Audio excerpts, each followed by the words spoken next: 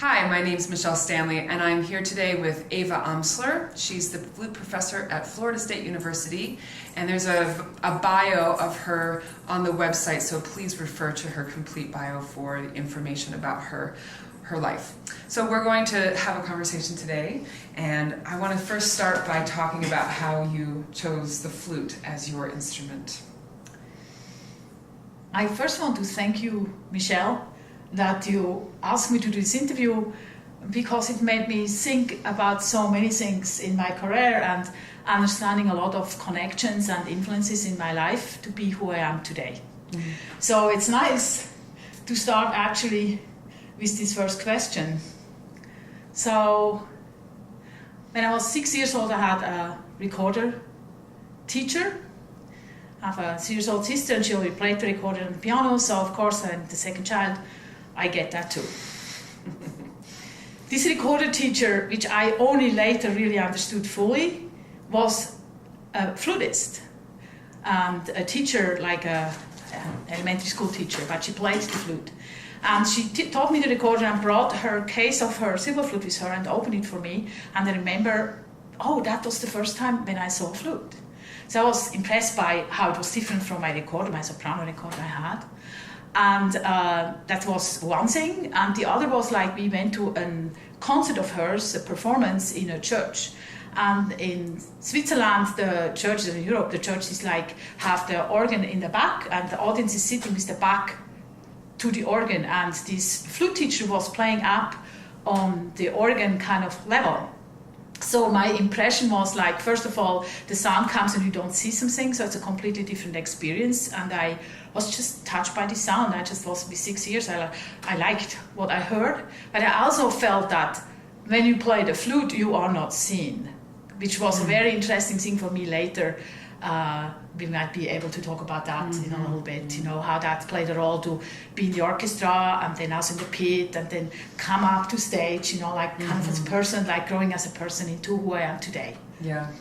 So your family had a great influence on you being shaped as a musician. Can you speak a little bit about your parents and your sisters in terms of that influence? Yes, I do like to talk about this. So my father and my mother are teachers, or were teachers, and my father had a organ and piano education for getting his teacher diploma, and he always played the piano for us, and he played with us. And my mother, she played the accordion. I never heard her play. Oh, you didn't? No. Really? She always said she's not musical. She gave everything to her children. So, but she sang with us all the time. So we were singing just like folk songs, you know, like when we were in a car, when we were at home, when we were hiking in the mountains, we were always singing. So I think the singing had a really big influence to me in many aspects. So music was always in my life, but also like we sang, of course, text. And as I know today, you learn phrasing through singing. So I think it helped me very early on to understand that.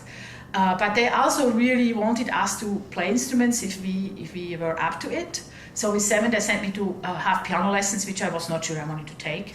But my older sister took it, so I took it too. And I was not very good at it. I had piano lessons till I was about 11. And then my sister and myself convinced my parents that I should have flute lessons. And I saw my first real flute and tried my first flute through my older sister. She brought a companion home, and this person played the flute, and my older sister played really well the piano.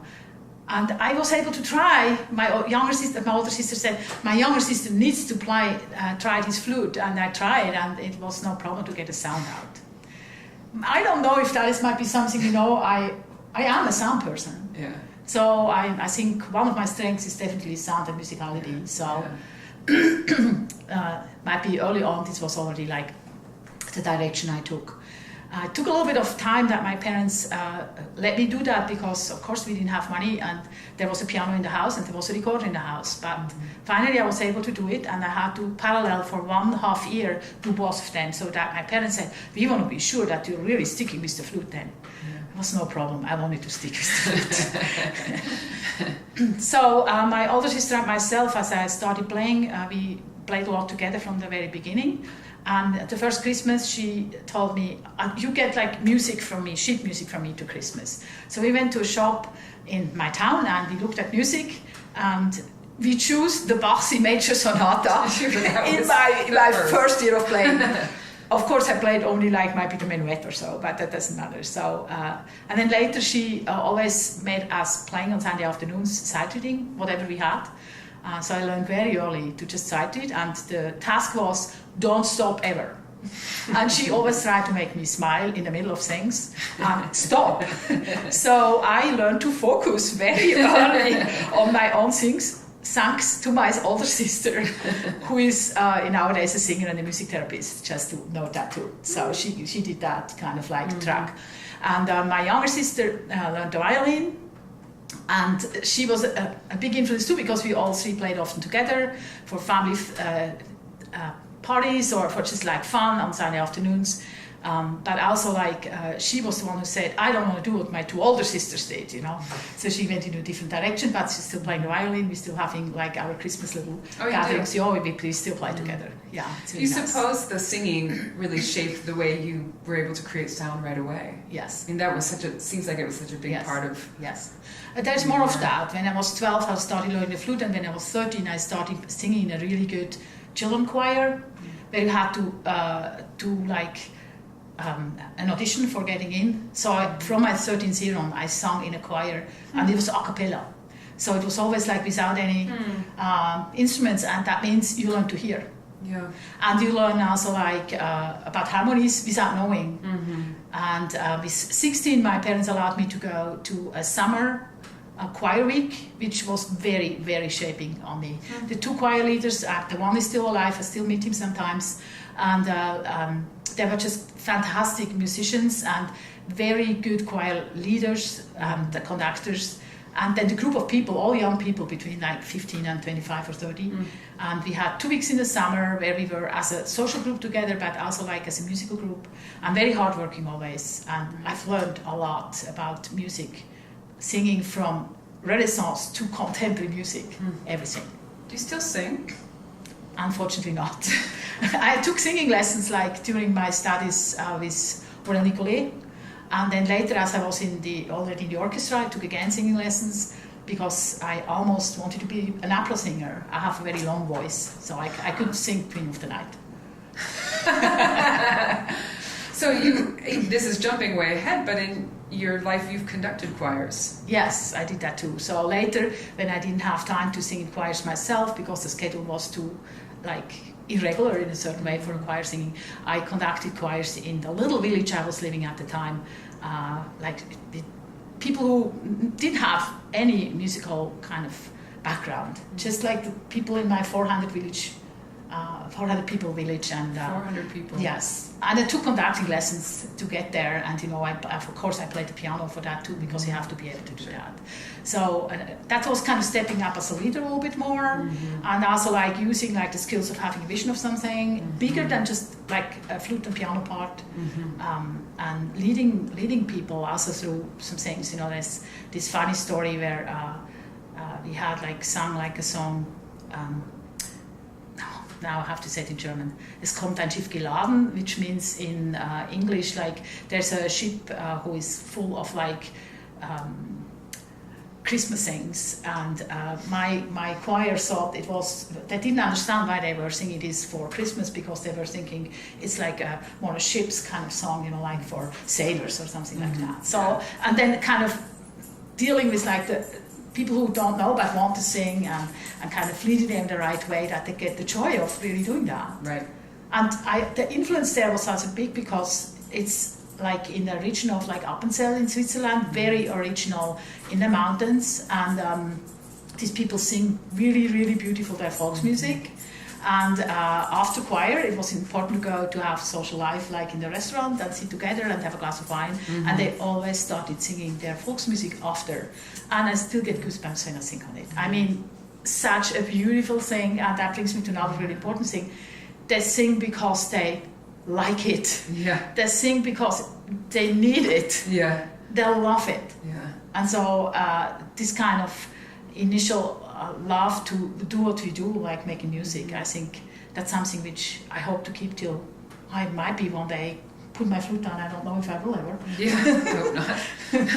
And that's kind of an interesting way to talk about teaching too, because we've been, in our friendship, we've been talking about a lot about teaching and influencing our students, but how do you instill that in a student that maybe didn't come from that background? Yes. When they love the flute, but they don't have maybe quite the same experiences that you had. Yes. In a village of 400, or being a part of choirs. Right. I mean, that's a challenge. Yes, but it was a great challenge, and I had my husband at that time with me in the choir, and so we always had talks after. So it was really nice also to have him there and talking about things later, and he helped me a lot to kind of like be able to keep doing that, and I loved it. It was a really great time, and I kind of, if I wouldn't have come to America, I might be a choir leader today. Really? Yes. I was really taking lessons. I was really very serious about it, and I was thinking on really going on and doing bigger choir works with like orchestra. So right, wow, yeah. But I came to America, so here I am. Here you are. So you did quite a bit of teacher training in your formative years, in your educational time. So it seems that you got a performer certificate, but you also had several layers of teacher training. Yes, and that was in Europe. Yes. So I grew up in Aarau, Switzerland, and I went to school there till I was 20. And like my high school education had a part of college. Right. So I was an elementary school teacher with 20. So I already had a college degree with 20. You cannot do that nowadays any longer, but at that time it was possible. I never thought about this before I came to America. I never thought I have like a double degree or whatever, but I actually do. So then from there I went on. I was actually thinking I'm not good enough to be a flutist for a very long time. That was my wish. I want to be a musician. And my older sister said this, I don't know, 15, I will be a singer, and I go to be a singer. And I never was like that. I was like, I'm not sure if I can do this. I'm not good enough, And in my journal you'll find that, like I write, music is the greatest thing in life. I want to do this. And then I'm not sure if I'm really able to do this. Till one day I had this amazing experience. I was about 18 years old, so we go to school. I went to school till 20 before I did music, and I played Vieux Alain, Trois Mouvements, for flute and piano. It's also a version for flute and organ. We played it for flute and piano with a peer in my school, and there's all kinds of instruments. Right. And I felt the first time the connection to the audience as I was playing. I felt, I can talk. There's kind of like, an interaction as I'm playing.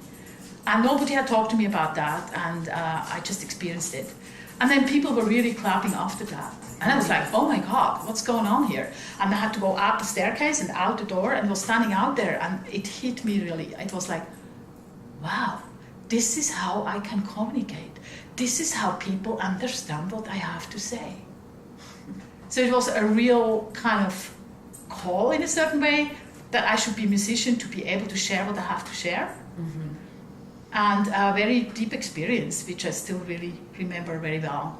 So I think that's a fortunate thing, and you just know. Then, of course, was the money issue. My older sister was always studying music. My parents didn't have money. So I thought I'd teach first, that's fine. I was lucky again, because I had a godmother who helped me out. And so I could go right away into College of Music. So then came the choice of teachers. And I had a really good first flute teacher, Suna Gerber, who was the first woman at the Zurich Conservatory to finish her degree there. At the conservatory in Zurich, we had André Chonet, very famous teacher from Ora Nicolai, André Chonet, Peter Lucas Graf, Conrad Klein, and many other really, really good flute players in Europe at that time. Actually, my second teacher, Günther Rumpel, too. So Suna Gerber was a great teacher. She gave me all these basics, like starting with Tafanel Gobert. That was the school at the time. With 12 years I started, and she did a really good job in teaching me all these things which you need to know when you want to be a good flute player. Going through that whole book, and also in my first year I had to learn up to third octave, all the notes, and I think it might be half of the scales. And we had private lessons, just to say that, no band, so it's completely different than here. And she also made me play from a Telemann menuet, so understanding about dance, or maybe some Mozart rondos or little things from Mozart, or a serenade from Mozart, something like that, a finger sonata. up to Karl Marx, which was at that time still kind of contemporary music. So I got like the whole spectrum of styles in the very first year, which is still very influential to me today, because I do that with my students too. Absolutely, that's very much pioneering. Yes. So she was in that way a really big influence on me over 8 years. So I had her for 8 years, also in my teacher training college time, yeah. She told me like with 15 or so, she said, no, you cannot play a bass sonata, you will play your first bass sonata when you are in that last year of school. And she really did that with me. So kind of when we talk about repertoire, it's like very early on, and I think that this might be the French way, they don't give you like the pieces first to learn the flute, they give you the basic knowledge. And then they teach you easy pieces on that, what you can do at this time really well. So it's not the challenge if I play Bear Concerto, it's the challenge of play the whole Tafeln Bear scales by memory and all the chords and whatever else and etudes. Always etudes. So I understand today that she did that because I was actually able to really play a bass sonata pretty well with 18, 19 or 20. Same was with Rumpel, the same was with Nicolai later. You play first Stamitz before you play Mozart. Right. You play first the Handel Sonata before you play Handel. So, very, very deep influence without me knowing, of course. She also always fostered chamber music, so she always let us play 2 or 3 together and had every year like a little performance for us. And she made me actually Eva Amsler, because everybody called me Evi. Oh, really? Yeah. And then she said, no, these other students have so long and beautiful names. I think I call you Eva. So she made me Eva Amsler. Yes. She was a good female role model very early on for you. Yes, you can say so. She gave you a good identity. Yes. Yeah. So we'll probably come back to the teacher conversation because it's a very good one. Let's talk about your first auditions and maybe winning your first job. Okay. I remember that I was always thinking my dream job would be the Zurich Tonale Orchestra principal flute, and I still tell my own students today, like if you have high goals, you can reach a lot, might reach a high goal, but if you don't, you still can reach a lot more than when you think just, I cannot do this. So then when I got in Aurel Nicolet's studio, I started thinking, might be half a chance to get into an orchestra, who knows, And it was then when I felt not ready. But then after 1 year at Aurel Nicolet, he started getting me out for auditions. And my first one was in a very small orchestra in Germany. And I had exactly 3 days to prepare myself. I have to say, they're very different than here. We don't learn excerpts with 15. I played my first excerpt with 23. So Günter Rumpel gave me excerpts instead of etudes in the last 2 years, and I just learned one after the other. And Aurel Nicolet didn't like to teach excerpts. He had every semester might be somebody coming in from Stuttgart, and this person, they had an exchange. He didn't teach you those? No, he had all these other things he wanted to do, and no, he didn't. So he had somebody coming in, and we played for this person for a week excerpts. We listened to each other. So that's how I learned these excerpts. So I was already on a high level when I learned excerpts, which again speaks for itself. That's just one direction we can go. So I was not even sure, when I go there, do I need to kind of bring a Mozart concerto with me? Or maybe I should take it just in case, And I went there and had 2 excerpts which I never played. One was the Barter Bride and the other one I don't remember. And of course, Barter Bride is a hard one. So I went there and of course I hear everybody playing this Mozart concerto. And I thought, that's good that I brought that. It's kind of... And so I went in and played, and I got to the second round. And it was an open round, and I had to play Barter Bride, and I made one mistake, and out I was. But I was very close to get the job the first time. And then I had 2 other ones, always like right up there. Then I knew what it is all about. And the third one was in St. Gallen, where I finally got the job. I was not that of a good piccolo player, I thought, but it was a third flute piccolo job, and I went in and I felt I played really not well, but I got the job. So it must have been pretty good anyway. Yeah. And how long were you in that job? 20 years. Yeah. You moved up from third to second to solo flute. No, you didn't. I was second and third for a very long time, for 18 years, and then the second second principal was older than I was, 15 years older, and he just was not any longer that healthy, and that, he didn't want to play any longer. And so I got the 50% principal flute part for the last 2 years. I see. I did move up, but it was just for 2 years. Right. And that was, of course, a great chance, and a challenge too. But on the other hand, I also felt like if you want to be a really good second flute player, it takes a lot. You cannot sit there and just play. You kind of, in a way, have to read the mind of the first flute player, and you always have to be like earlier than the first flute player to know what he's going to do, to match him in intonation, in dynamic, in everything. When you play the piccolo, you're a soloist all the time. So I really learned that when you play principal, you have a little more solos and a little bit more responsibility in a different way, but it's not that different. Right. So I felt after 2 years, I first of all didn't want to have a full-time job, because after my colleague retired, they of course wanted to rearrange things again, and I just said, no, I don't want to do that. That 50% was great. Before I had actually 2/3, which allowed me always to do different things. So I already had a career going on the side, and I didn't want to give that up. So I made a decision to actually quit the orchestra. With like 45 or something like that, which is very unusual in Europe. Another thing which is very different here, age is not such a big deal. I could have got another job with 45 in the orchestra. Forget that in Europe, it's not possible. So when you're out, you're out. So it took me 5 years to decide. I had thought about retirement for a long time from the orchestra. Just for the reasons why I quit was not only like 100%, it was also, when you are in the orchestra, it's fantastic experiences, like being in this pool of musicians and doing things together, and if things come really well together, it's in the apparatus stage, even the crew behind the stage, the audience, yourself in the pit, the conductor. It's just a wonderful experience, and you go for these happy moments, even if it might be 3 times a year, know. It's just so great. But then you have the other time where the schedule is ridiculous, you have too much work, you're always like, in the pit, you have no light, the light is not very good. You have no space. You're always doing like the opinion of other people's musicianship. You learn also a lot, but when you did it for 20 years, I felt I wanted to have more space for my own musical ideas. And I wanted to have my own schedule. So I wanted to go out of a quite tight structure.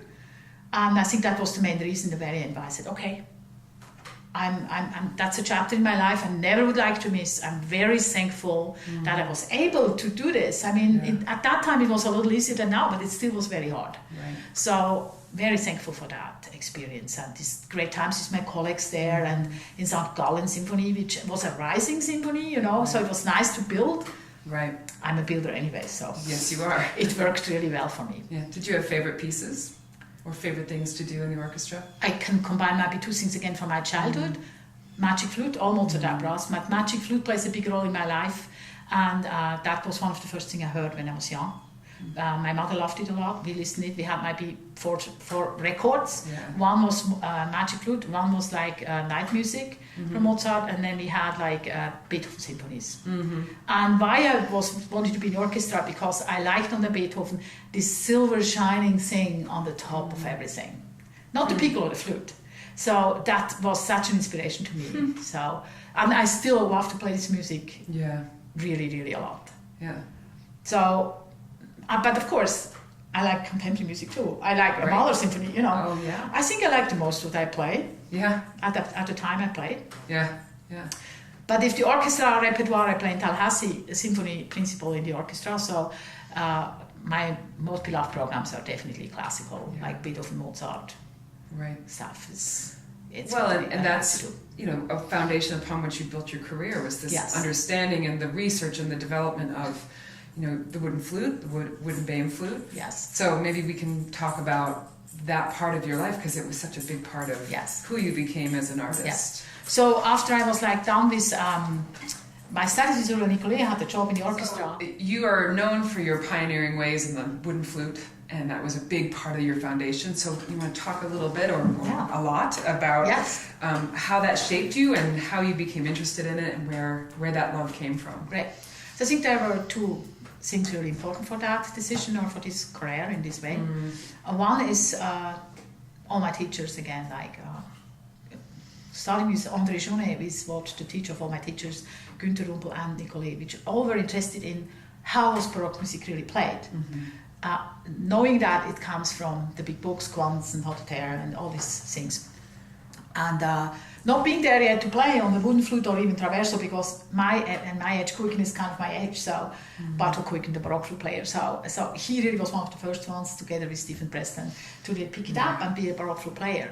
So I had kind of picked up on this movement, but without really knowing it, I just was interested to go further. And so also through Nicolet kind of like not wanting to give me more lessons, because he said, you have an orchestra job, what do you want? And so I was kind of at my own, and that led me to look for ways, how could I learn? What's the next, who am I as a flutist? Because when you come from these kind of strong teachers, you need to really find your identity and know who you are as an artist and a musician and a flutist. So in the orchestra, I had a bassoon colleague who played the flute earlier, and he brought me one day in a concert where we played Ludwig quintets in schools, a wooden flute, 1920. And he said, you should try this is a nice flute. And it was like, really? And of course I tried it, and I immediately fall in love with the sound. I mean, immediately. It's again, it's the sound which was interesting to me. It was not that it was old or that it was antique or whatever. It was just, wow, this sound. And so I actually bought it. And I started practicing on it, and I was very fortunate to have in St. Gallen, in between Rudolf Lutz, who is a conductor of the Bach Academy in Appenzell, and in Appenzell Ausserrhoden in Trogen, and is doing a lot of Bach cantatas, and you can listen to him on YouTube. So we were playing a lot together. And he had the courage to have me playing the wooden flute 440, you can go higher, and we play in Europe 442. Right. So he was saying, okay, let's just go down to 440, that's fine. And he said, no, you're not too soft, you're not out of tune. Everybody, that was the criteria. Oh, you're out of tune, you're too soft. So he said, no, and he did the first Bach cantata I remember still, in this big church. And he said, no, I hear in the back, it's a wonderful sound, it matches beautiful with the strings. So he encouraged me to keep going. And also with him together, I found it later the Dorian concert, where I played mainly the wooden flute. Right. That led also with one other person who supported the wooden flute playing, Winfried Böning, who is today in Cologne, on the big dome there, the organist. He had also going a little ensemble like that with modern instruments, but very Baroque style informed playing. And he also was kind of, this is great. And he said, let's do the first CD. So I did with him the first CD, So I had people around me who supported what I wanted to do and who were like-minded. And then the third thing which happened was at my school, where I taught at the time, at the conservatory in Austria in Feldkirch. I had a harpsichordist who was also very much informed in early music. And I asked him to do a recital with me. And I told him, please, tell me everything you know. And it was really hard to learn. Please, students, listen to this. If you come from Romantic playing Baroque, it's a really completely different body feeling. And to get there just needs a lot of time, and also patience and courage and ambition or direction, that you really keep going. You first feel that you cannot interpret any longer because there's no dynamic, of course, only step dynamic. You cannot interpret really with your air so much, what we do in Romantic times and later in modern times anyway. You have to start using articulation. Right. You have to start using the hierarchy of the beats. Right. You have to start dancing inside, that's how I feel when I play Baroque music, dancing inside. And it's all way lighter, and the dynamic is on a very small, you play forte, but it's so many different dynamics in this forte color. So it makes sense that forte actually means strong and not loud. So I just asked him and Winfried Böning from, which is today in Cologne, and he also was a music historian. So I asked him so many questions, and these guys were very patient with me. And I've learned till I got to the point, now I'm able to go a different way to interpret these things. So sometimes I have interviews with my students. They ask me questions about how I research, and I always say, people for me first. So I love to talk to people about why they do this or why they do that, and then go to the books. So I'm not the opposite person. So of course you need to read the books. Of course you need to also even Rachel Brown's book, contemporary books, not only like the sources. Right. But then you need to kind of also really ask people who have the experience. And a combination of this is for me just the best, and then I can take out what I want to do with this. Right. There seems to be a high level of intuition that you have, though, about playing this. And maybe it's the singing, or maybe it's that voice that you mentioned when you picked up the flute for the first time. It lends itself to being played in the way that you're talking about. Yeah. Have you thought about your intuition in terms of your musicianship or your teaching? Yes, I did. And when we talk about just like now, like singing and also the Baroque music, like in singing around the harmonies, when I started teaching, I was kind of like not knowing why I did might be a little ritornando here or a little longer here, or or how the phrase is going like this and have a climax here. But then my students started asking, why do I need to do this like this? And I was like, oh. And then you have to articulate it out loud. And I went and looked at the piano score, and it was always a harmonic reason. Yeah. So I think, yes, I've learned this intuitively in the choir, through the text, plus like experience the harmony in the choir. Yeah. I was singing like alto. Alto. So not soprano, so I was not the flute player. Yeah. I was the second violin. So I got it from the inside too. That must inform your flute playing incredibly. We don't have that experience very often as flutists. Yes. And I think that's a big part. And since I also play piano, I had a sense of harmony from the very beginning. Right. And when we sang in our family, I was always singing the lowest voice. Oh, you did? Yeah. So I had a lot of experience with kind of harmony, which we normally don't have. No, we don't. Yes. And then intuition, yes, in musical sense, and then of course in my teaching anyway. But that's like a different kind of chapter. Yeah. So we were talking about leaving the orchestra, and we kind of headed to the wooden flute. So this is sort of a nice time to bring in. You have a very strong entrepreneurial spirit in you. Yeah.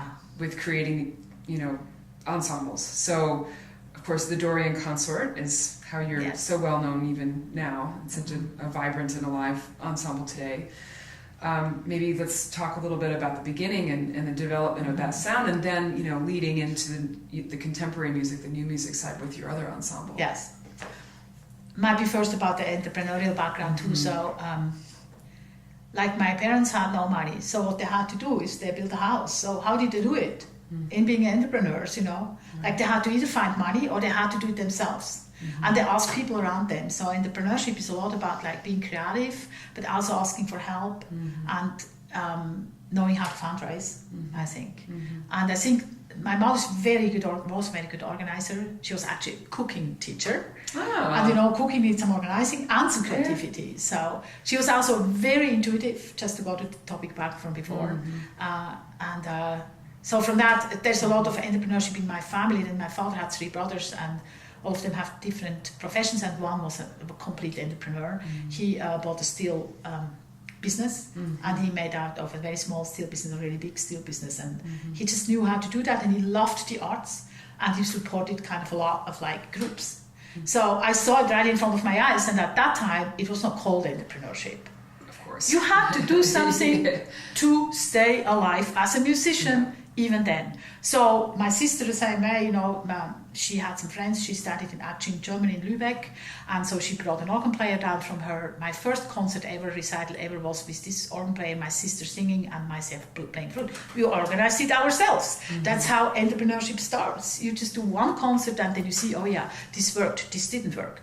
You couldn't read books about it, so you had to create everything by yourself.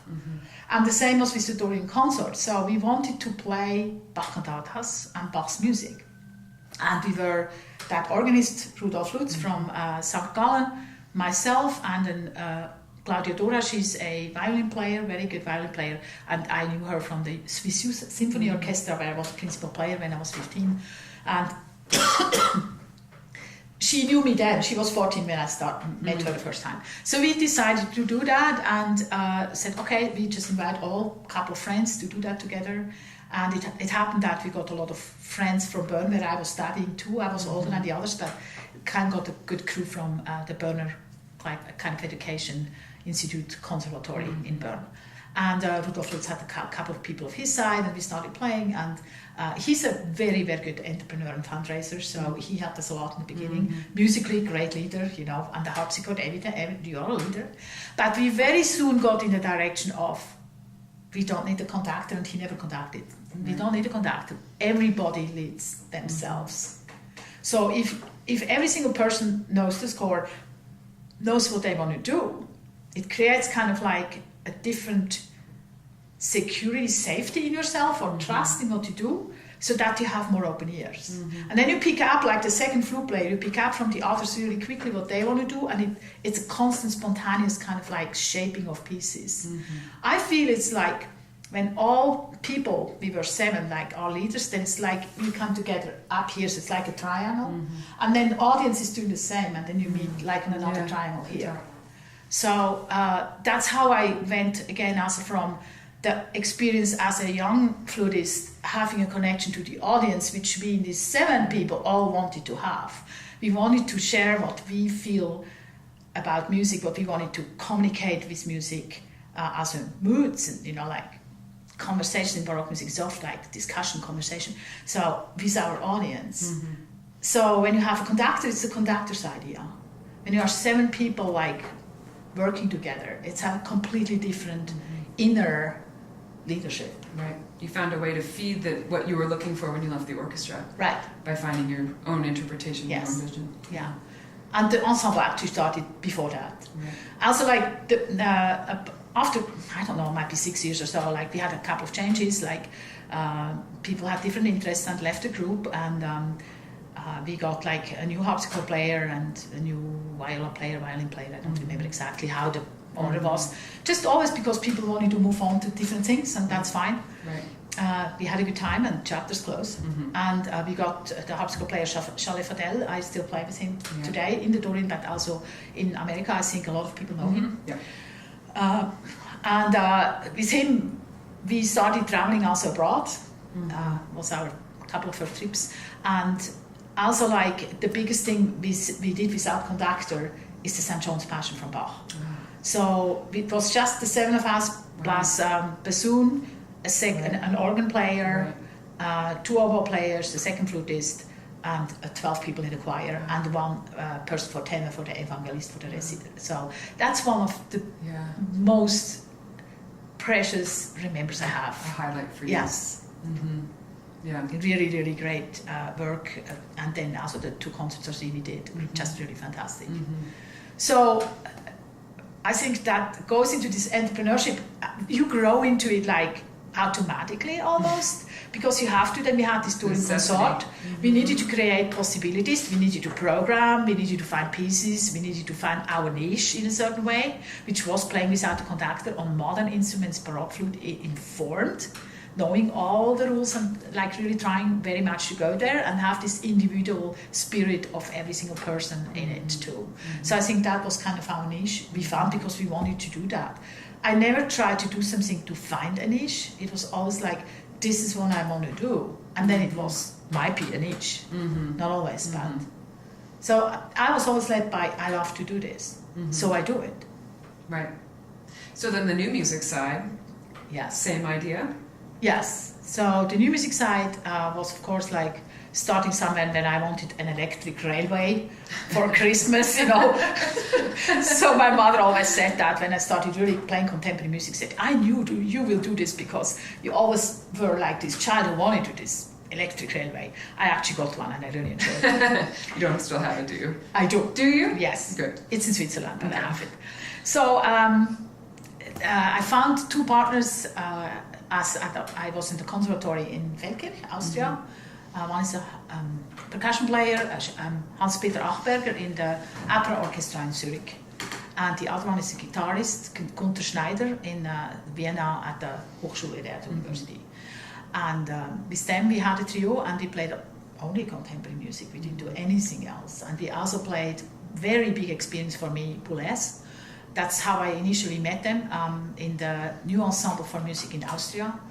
At this time it was in Salzburg, and they wanted to do Le Marteau sans maître, this big piece with alto flute, really big alto flute stuff, and they couldn't find a flute player who really did that well. So I said, sure, I do it. And since I was in the orchestra long enough, I was able to just follow the conductor. This is conducted, and regardless if I played wrong notes, I always knew where I was. And then, of course, as you go, we learn more and more. I don't know how many concerts we have. We had a lot of concerts, and they wanted me to play the Boulez Sonatine for flute and piano. I might have been like 28, 29, something like that, 30. And I think I played the Boulez Sonatine maybe 10 times or so on this trip. With a pianist from Switzerland.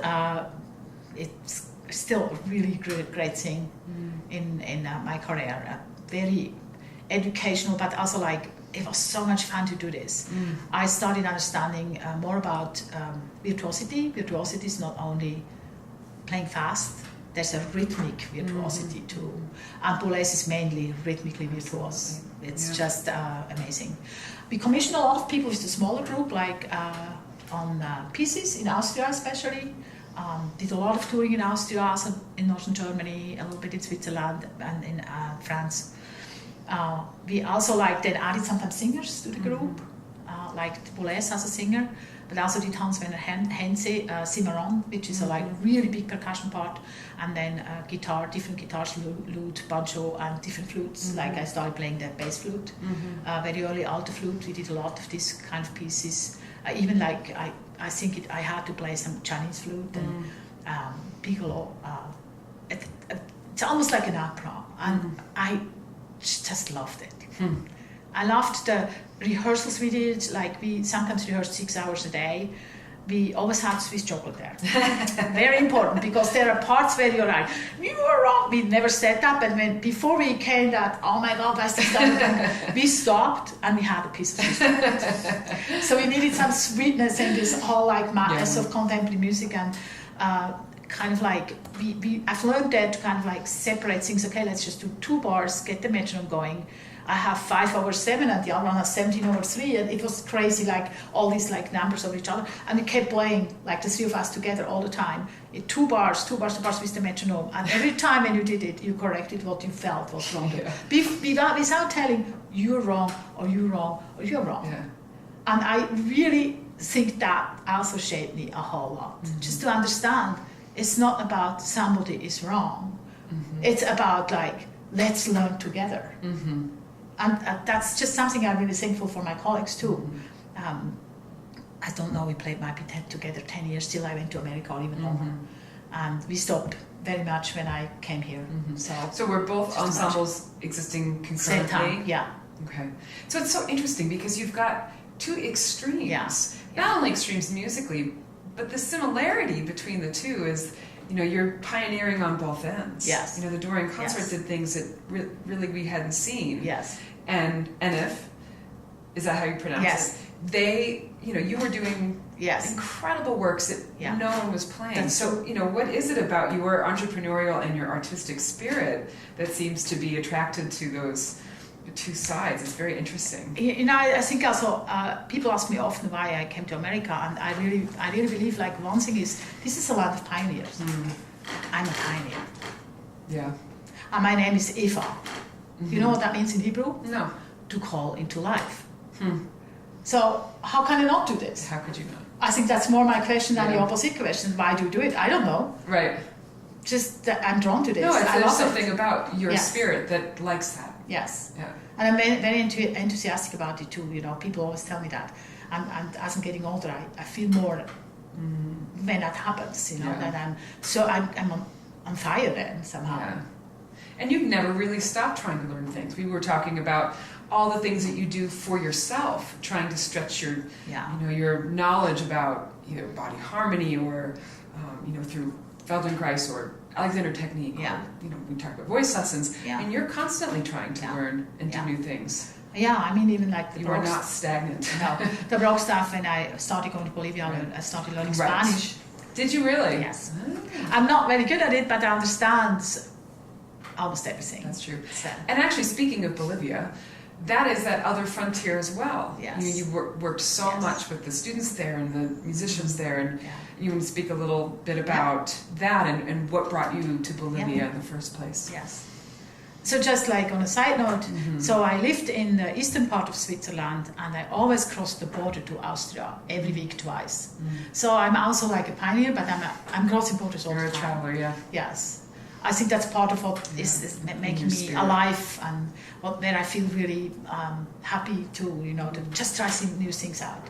That's something which I just got as a gift. Right. It's really great. Right. And I did the same in Bolivia. So my group, the Touring Consort, had their first tour to America before I got the job, maybe in 1999. And we came actually to Tallahassee, which is an interesting detail. Oh, Yes. prior to your position Yes. there. Oh, that's Yeah. funny. We played in the artist series there. Oh. Yes. But then that was the first trip. And the second trip was to China. And of course, completely in 2000, that was a completely different experience, There are lots of groups who've played in America, and, does it really need us there? No. So in China, there were not many people going. We were the first Swiss group to go there in this time as it started opening up. And so people were like, they wanted to have this knowledge. They were eager to hear what we had to say, what we played, even contemporary pieces they loved. They talked about Bach and said, this is like a war. Can you imagine? Bach is like a war, but go back in history, there were wars. Yeah. It's really interesting, Yeah. Also for us, we had a really great exchange. And then we sat down and said, so what do we really want as a group? And we said, we do not need to be in the Western Hemisphere so much because there's so many ensembles, we are not needed there. So let's try to go to all these other places where we knew we will not get famous and we will not get that much money, but that's where we wanted to help people to understand classical music more. And I had Claudia Dora, the violin player of the group, one of the violin players. She was knowing that the Swiss Culture Foundation Pro Helvetia had a project in Bolivia, an exchange between Swiss and Bolivian, and the Swiss people, it's another flute player who initiated this whole thing, 20 years older than I am, so she started this project there, and they had it going for about 8 years, and we started kind of in the middle of it. So that's initially how we decided to go there, and we went there first only the 4 of the touring consort, like flute, violin, harpsichord, and cello, and went to 3 towns like Santa Cruz, Sucre, and La Paz. La Paz is on 4,000 meters, which is about 13,000 feet or something like that. Very hard to breathe, but you learn to do it. So I like, obviously, challenges. I was asked to come and stay there. They said, we need somebody like you here. You need to educate us how to do these things. And I said, I cannot come over here. I have a job, I was already at Florida State at that time. So, but I can come for 3 weeks. So half a year later, I went for 3 weeks. And it was then that I saw the whole picture. So, of course, in South America, we still have a lot of, how can I say, like colonialistic experience or influences. And I felt that it's very important for me as a white person who, of course, I don't do kind of missionary or colonialistic work, but I felt I want to make these people independent. I want to teach them to be their own teachers. I want to give them like the freedom of their own kind of musical ideas and decisions. So I need that led to the idea. I need to teach them all the elements of flute playing, starting like with a beginner, like what's like the Tafel Gobert, all the technical basic stuff, plus all the repertoire, the different stylistic matters, the contemporary things, and then on top of that, how to teach this. So I asked the Swiss Culture Foundation Pro Helvetia to support me with that, and they actually did. So I was there, might be the first 4 years in their name, and just helped to shape the flute scene there. And then, the first time when I was there, I met Viviana Strusaga, who's now has a master's degree from Florida State and is still actually in Tallahassee doing other things. She decided to come over, but then also they decided to have like their first little flute gathering, like it was a pedagogical one actually. It was very, very nice. also still like that country is still shaken with a lot of things, even if they have Evo Morales now, which is a indigenous president. At that time there was a white president, but there were always kind of things on the streets. It was always a little dangerous, and we were sitting like in there and out. There was tear gas and all that kind of stuff. But it was really quite clear to me how important community is. So through gathering them in this little festival for flute pedagogy from different countries, part of the country, we started creating a community there. And community in the very end gives you security. When you know they're like-minded people, you start feeling more safe, you start opening up more, and therefore you will be able to open your mind to learn quicker. So that's kind of one of the things I might have learned also even for my teaching in wherever I go, you know, to make sure that the student I'm teaching feels safe, or to build community at my school, or in a summer master class, to be sure that people really can open up and take the knowledge you can give them. So Bolivia then founded a flute association. Vivian is the president of that. They had a couple of flute festivals there in between, the flute conventions, also some guests from France and Switzerland. They might be doubled their flute players. In between, besides the flute scene, I think there is was a horn teacher from Florida State over, there was a violin teacher from Florida State over. So it bleeded then over to FSU and the orchestra, the symphony orchestra in La Paz, invited me to play with them the solo concerto. So it started to be more like an exchange, which was my goal, and influenced me in ways, not only learning Spanish, but also listening to their music. Going to their carnival, which was I had an indigenous person taking me to the carnival in the indigenous regions. It's just amazing. It's just the whole emotional intelligence part, or just how they are so warm and intuitive. A part of me was coming home there. And I felt always clearly that how nice it would be to be able to have my students meeting these students, our students here and myself. We are more educated in an intellectual way, which I think is really important.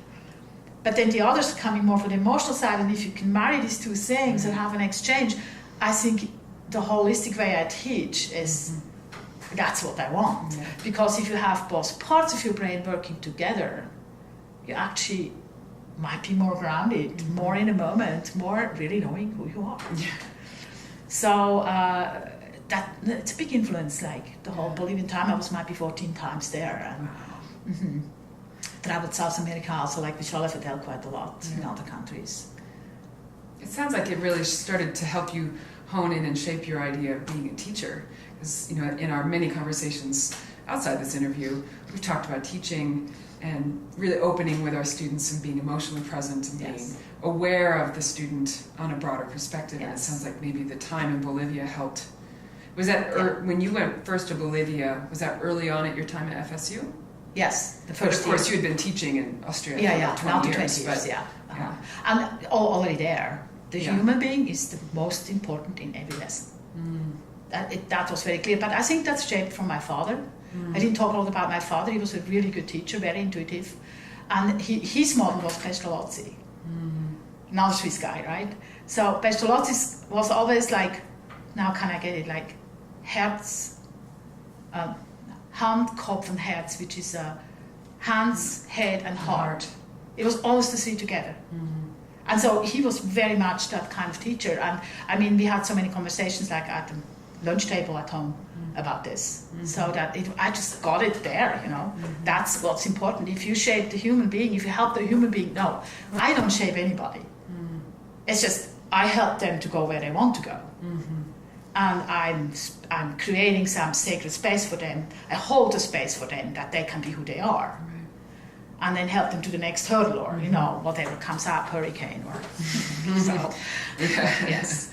So I think this is really shaped very, very early on, and then of course got reinforced at certain points in my life. Right. Maybe there's another really important thing to mention here, which shaped this kind of thing, is the whole Feldenkrais dynamic integration thing I had. Yeah. So I got tendinitis with 22. from knitting too much, I'm playing the flute too much. So. And my teacher, Günther Rumpel, actually brought me to Alexander Technique at that time. And I was also fortunate that with 15, my parents sent me to an actress to learn proper German, because we speak Swiss German, an own language, it's not just a dialect.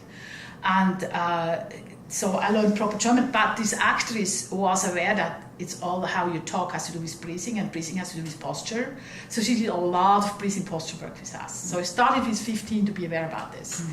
Then I had tendinitis. I got lucky and got an Alexander teacher. It was not very common at this point, and he helped me a lot. I hung my flute from the ceiling, I got an idea how to be upright and all of these things.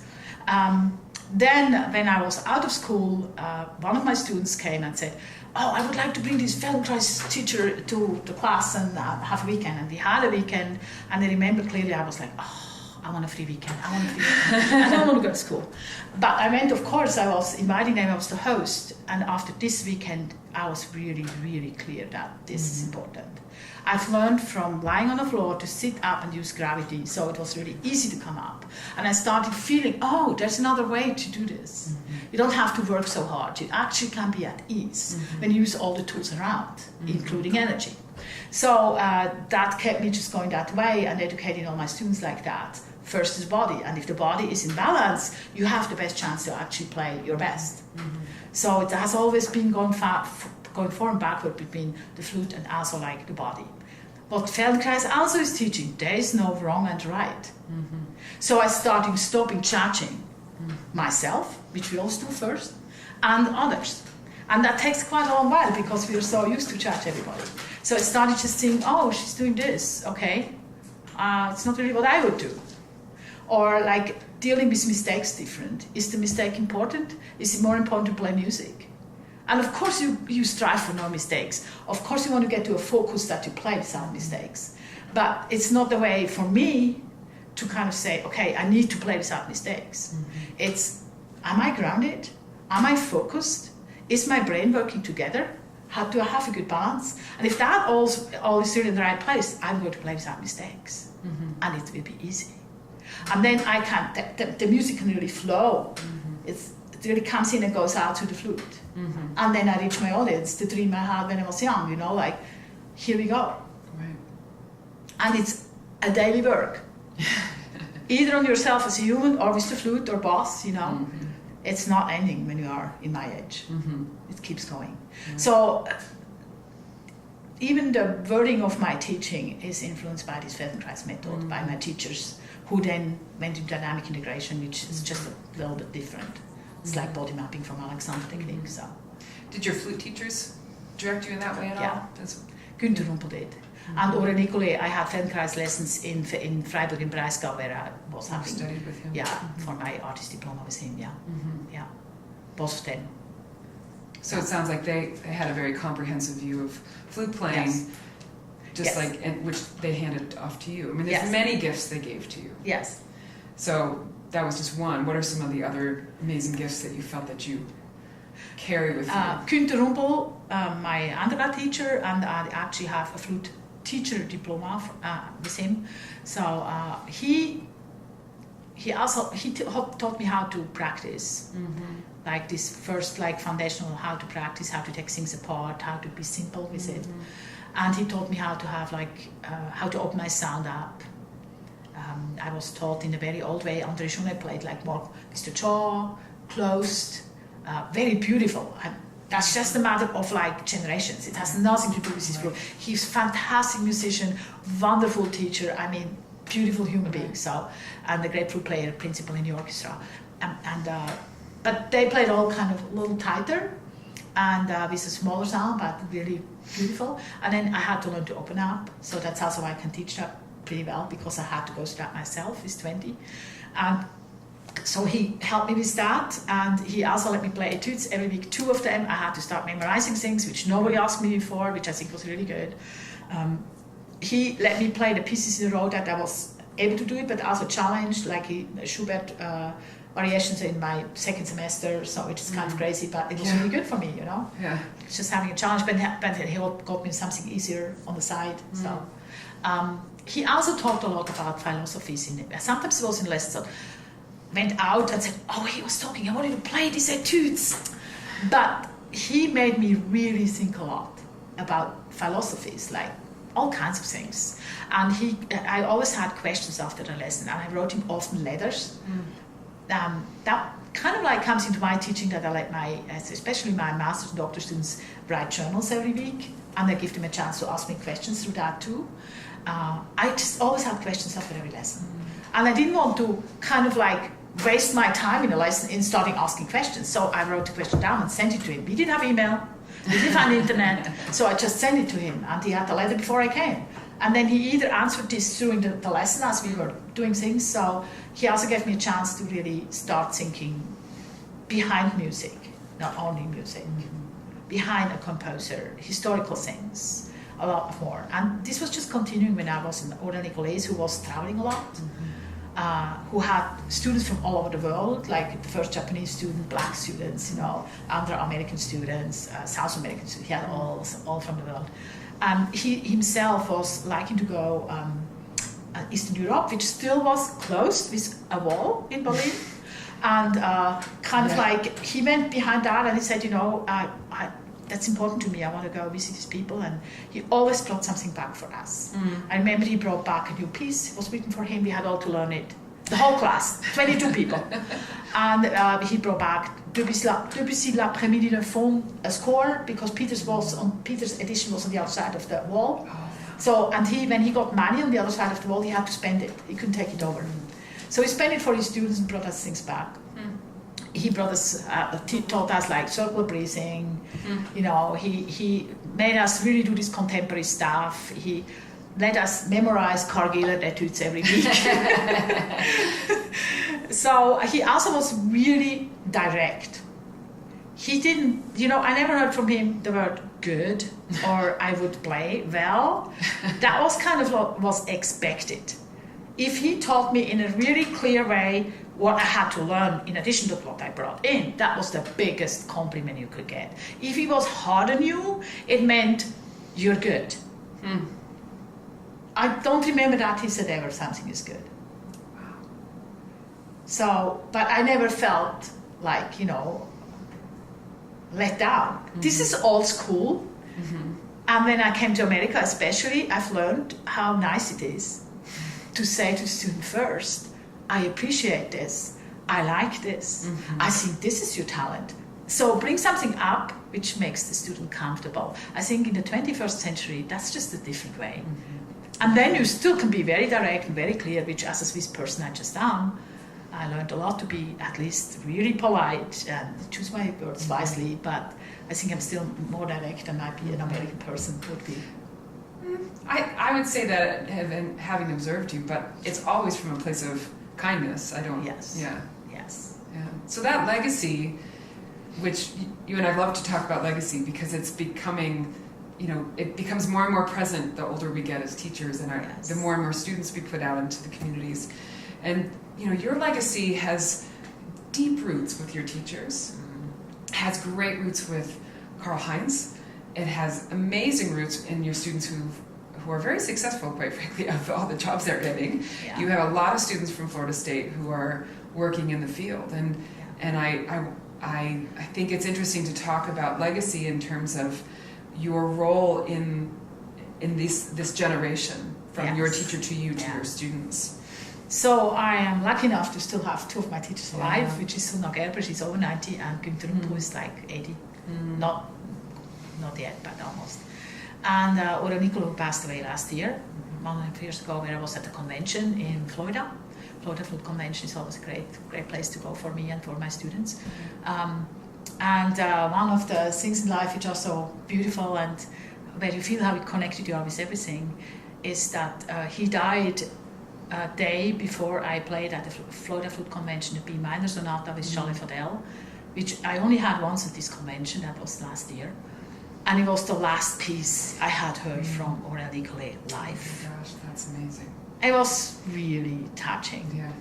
And I have to say the last performance of Aurel Nicolai was like when he came in the B minor sonata in the very end, the little like coda is there. Every note was just so musical. I had tears in my eyes. and I will never forget Really that. special. Very special. So, so he passed away, and actually, Michelle, you brought me to that idea. When our teachers pass away, then it's kind of might be on us, which I'm not really ready to go. So, well, you know, actually, so we don't put that onus on us quite yet. Yes. You took over for Delaney. Charles Delaney, yes. At Florida State. Yes. Which, I mean, his legacy was rich and strong. Yes. And you continued that in many ways, inviting his students back. You still have good connections with his students. Yes. And you even did you edited an edition of the Anderson Etudes that he annotated. Yes. So the richness of that legacy, it's not just becoming That's the true. teachers Yeah, that's true. that we're, you know, the revering from other people, but it's Yes. carrying on. Yeah, so I have to say that legacy was always important to me, very important. And I felt that for Nicolet, like it's almost like I want to honor my teacher in being their legacy. And not like my students are my legacy, I want to be their legacy. I want to honor them. As Nicolet, even when he got the Lifetime Achievement Award, where I wrote the article for, and also held a speech at the NFA, it was like, he said, oh, it's not about, if they want to give me something, that's fine. But he didn't really, he was just not, like, he was so humble. And he also said, you need to mention André Jeunet. He was my teacher. And I don't know how many times he said that to many of his students. He never said it's him, he always said he's my teacher. So I'm very influenced by that too, you know. I remember that I told him, but you are for us what he was for you. So I have to accept that I said that to him. Now when I start uncomfortably stepping in his shoes somehow. But going back to legacy, so it was already then important to me to know I got so much. It took me I felt like 2.5 years I studied with him. It took 5 years to understand what he told me. And I'm still, of course, understanding more as I go. But after 5 years, I had the first time the idea, oh, okay, now I can do it. So when I came to Florida State, and I, of course, met Delaney in Dallas at the first convention I went to. And he was just the kindest, friendliest, beautiful, humorous man. I was so taken by it that I was kind of able to help to serve his legacy instead of Nicolet, which obviously was not needing this. Right.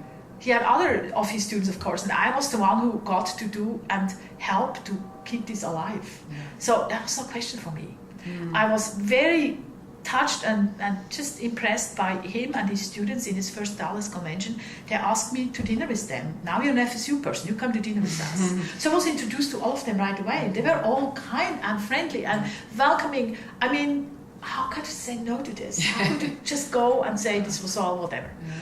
And when I then, a year later, I was first a visiting assistant professor, and then I applied for the job, I went to the interview, I got the job. Then my first thing was, I want to have these people here in my house now. This is their house and my house, and it's also, of course, Charles Delaney's house, who still was living in Tallahassee, and the first year was there still teaching for one afternoon. So I really met him every week, and we knew each other, and so I wanted to do that as he still was really in good shape, and kind of everybody could enjoy it. And my students all could meet his students and see what it means to look back in history. This goes back to legacy for Baroque music, you know, in a different way, that I always, as Swiss, living in a village, in a town, which might be from 1400 or so, I grew up with history. Legacy was always important because of that. So, going back to Delaney, it just was a beautiful festival, having all these alumni coming back and being willing to pay for coming to see her teacher, and also help me to initiate my new state. You know, nobody knew me. Who's this Swiss person? Why did they hire her? You know, and I completely understand that. So for me to kind of start shaping my studio and what I wanted to do, I also took a couple of things from him. So the etude book. So I edited the etude book for two reasons. I wanted to give it to the alumni, that they could use it not only the handscript, that they had something to give for students, but also I wanted to do it for myself as a legacy to my students. My students, all of them, play this book. So there's legacy of Delaney right there. And then the Baroque flute and recorder, that's what Delaney did with his students. They all had to take for one semester Baroque flute and or recorder. And I thought that was a brilliant idea of a man in a time where nobody did this. I just admired him too, besides I loved him. Yeah. So, and it was easy to overtake that. It was so convincing to me. Why should I not overtake something from somebody else, which is just great? And look at that, it still works. And all my students play Baroque flute, and we even like have a Baroque flute ensemble with my alumni, Traverse de Color, another foundation. Yeah. And we have great time together when we play. And my alumni start doing transcriptions of pieces, choir pieces from Bolivia or from whatever. And that's my legacy, but it's Dilari legacy, and it's also Nicolet legacy. Well, and it's your studio's legacy. So you've been at Florida State for 16 years, and you've created, you built on the foundation that Charles Delaney had, but they've now created something for you. So it seems to be a group project. Yeah, I agree with that, and in addition, also like when I look at the other branch in Europe, I have a couple of students coming over. Which was really nice too. Now this summer, some of American students came to Switzerland, native students there, and I had the chance and the joy to see Karl-Heinz Schütz, the principal flutist of the Vienna Philharmonic Orchestra, who is an alumni of mine, in Feldkirch, where he studied 6 years with me, to see him play. And it must be incredible. It was really, really wonderful experience to see him now, after 4 or 5 years in Vienna, feel like really being in his, a little bit over 40, so in his personality completely settled and his prime. Yes. Yeah, really like my biggest wish for everybody is always like, I want happy flute players, high-level flute players, and personalities, like people who can go their own way. And that's, I think this kind of goal is the biggest one I have, and it comes through all these influences, legacies, and where it goes from here, that's not really my thing. Right. You've brought it, we've hit so many topics today, but you've brought it to this beautiful point that where we can kind of have this nice conclusion, and that's talking about you as an artist beyond the flute. And what inspires you. So we had a chance yesterday to go to some gardens, and we were both struck by the abundance of color. And we were bringing cameras with us. So you have an artistic side that goes beyond the flute, and it's so interesting to me how that shapes you as a musician and how you've used that to inspire you. So in a certain way, when I was like 6-7 years old, I really was painting a lot, like color painting and stuff. So school was not really friendly that way and didn't help me with that kind of talent. But I felt that when I got the flute, and when I look back again, I didn't know that at the time, but I think I started painting with the flute. And we have so much music which is very colorful, so it's wonderful to kind of like have this idea of painting with the flute. I also think that it's when you photograph, I started photographing again. I photographed my whole life, but I started taking classes because I wanted to start seeing differently. So that was my main reason why I wanted to photograph more, like in depth. And I went to Miksang. And Miksang is a Buddhistic art form. And when I have some free time, I take my camera and just go for a walk, and I do some of these photographs with this thematic or these rules or whatever, these ideas. And it grounds me. So it's like contemplative meditation. I'm not good in sitting down and meditating. I'm sitting too much on my desk, so I need to walk. And when I have my camera, I focus on one topic. Could be like flowers with and grass, or it could be dot and space, or it could be colors, or it could be absolute eye. There's different things, so you can find it under Miksang, so and the photography, and it shapes me in like I don't know. It's kind of hard to say because I'm a very visual person, a visionary person too. I'm in a certain way always. My vision of life or of even daily life is often like when you are in a plane and you're looking down and you're seeing like Tallahassee is a town in a forest. But then when you are in Tallahassee, you don't think Tallahassee is a town in a forest. So I think the visionary in me wanted to start seeing again. And the influence then in music is that you kind of see things different. You start like just the big vision you have of music. Of course, you have to think about the whole piece, but you also have to be able to come down. So the photography does kind of both of it. So it's a visionary thing, but it at the same time just brings me down. And that's one of my challenges. I often got misunderstood because I was out there in the plane saying, oh, this is a town in a forest. And this person said, no, there are trees, but there's no forest. So you see what I'm saying? Yeah, and so I think it helped me a lot with that issue. Yeah. I'm also a Capricorn and a Scorpion, which is like grounded and visionary. So it's the same topic, which is always like kind of competing or fighting with each other, and photography helps me actually to really get this together. And so it's an important part of my life in between, and I don't really care if that is an artistic side or not. I love to do it, it's good for me, and I even love to watch it later, sometimes I have it when I'm having a hard day at school, I just look at a couple of photographs in between, and it just kind of helps me to bring me down. That's great. Yeah. But I think that, every musician has other sides. They do. And I think even teaching is an art. And there's an art to live too. And I hope that we learn kind of to play the flute. We learn what's music. We learn how to count and, how to do business and to cook. But do we really learn how to live? Yeah. And I think life is an art, like music is an art, photography is an art, cooking is an art, teaching is an art. Yeah. And so if in the next 30 years I have more to live, will learn the art of life, that's my goal. That's a great goal. Yes. Thank you so much for this today.